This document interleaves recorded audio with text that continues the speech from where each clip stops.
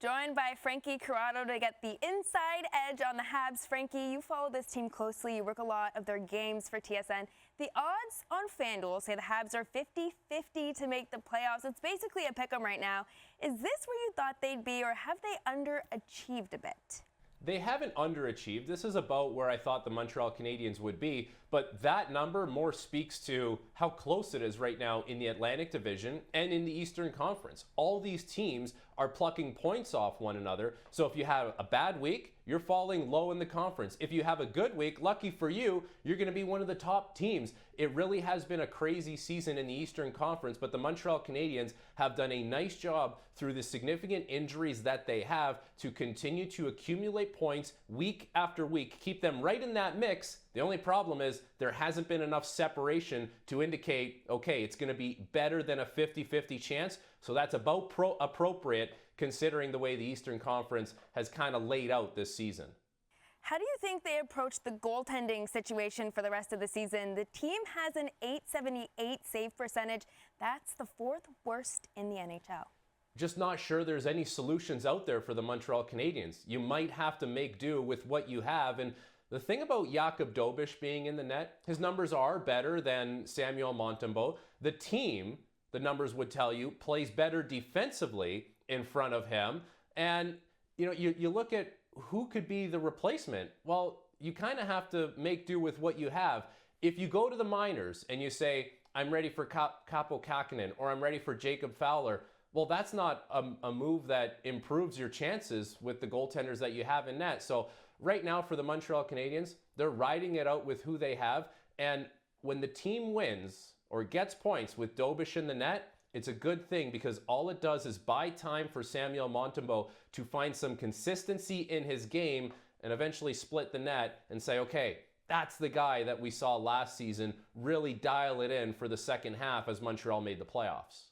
Montreal's two top scorers will find out later this month if they're going to the Olympics. Frankie, how do you assess the chances of Nick Suzuki making Team Canada and Cole Caulfield making Team USA? Really good for Nick Suzuki and on the bubble at best for Cole Caulfield. And I don't think that's right, but let's get into Nick Suzuki first. We know who the star offensively driven players are going to be for Team Canada, but they need players to fill out other roles, be dependable, penalty kill, know that you're not going to lose matchups lower in the lineup. Nick Suzuki is going to do that and then some. He's so versatile. He can be a really effective and useful player for Team Canada.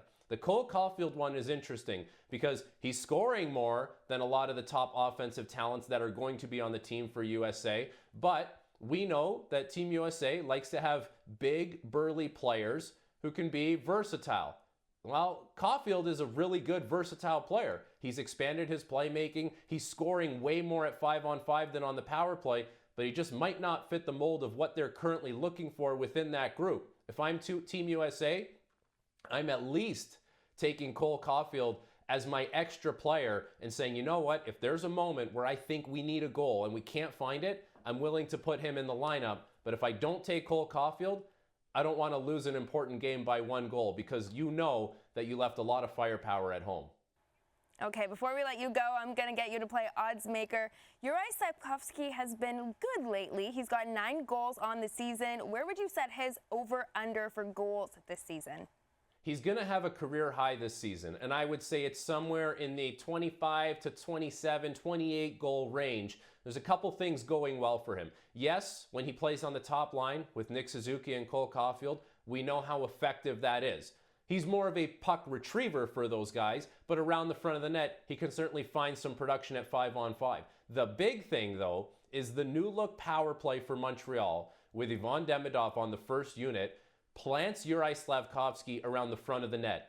And he has benefited the most from having Demidov on the power play because his ability to pass the puck into those high danger areas has benefited Slafkovsky to the point where now he leads the Montreal Canadiens in power play goals. So that, having the potent power play, having the great passing ability of Demidov should allow Juraj Slafkovsky to set a career high in goals this season. And I would say it's somewhere in the 25 to 27 goal range.